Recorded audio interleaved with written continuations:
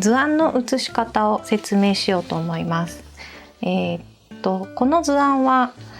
私の会員制のサイトの毎月の刺繍っていうところで、無料でダウンロードできる図案なんですけど、これを使ってちょっと説明をしようと思います。これの場合は、大きい図案とワンポイントの図案があるんですけど、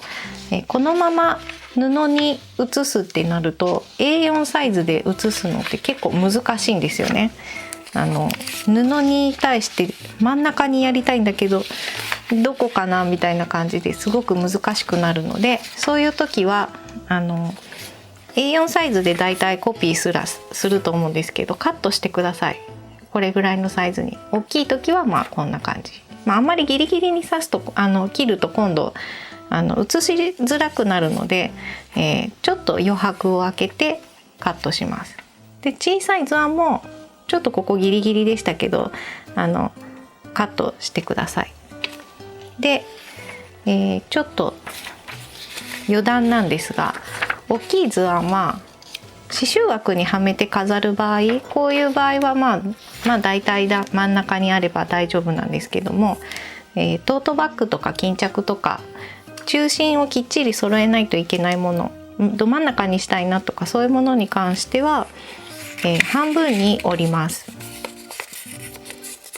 ちょっと光でかざしたりしてだいたい真ん中を決めてください。で布とか巾着とか刺したいものも真ん中を決めてください。でこの折り目と折り目を合わせて待ち針で留めます。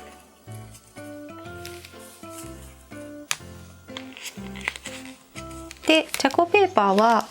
この大きいサイズのものをカットして使ってもいいですし、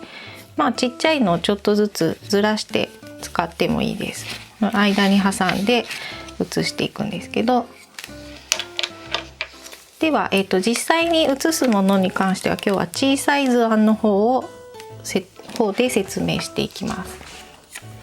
この小さい方のワンポイントの図案ですね。でこれがチャコペーパーです。図案を写す時に使う紙ですね。赤とあと青があります。メーカーによっては違うグレーとかいろいろあるんですけど、でインクがついている方を布の方に向けて、で上に図案をのせます。でトレーサーとかなければボールペンでも全然構わないです。ボールペンとかで力を入れてなぞります。心配な方はちょっと待ち針で留めておくといいですけど、マスキングテープってすぐ剥がれるのであんまりおすすめしないです。で留める時は1箇所か、ちっちゃい図案だったらなくてもいいし1箇所でもいいんですけど、さっきみたいに大きい図案だったら必ず2箇所以上は留めてください。3箇所とかね。では写していきます。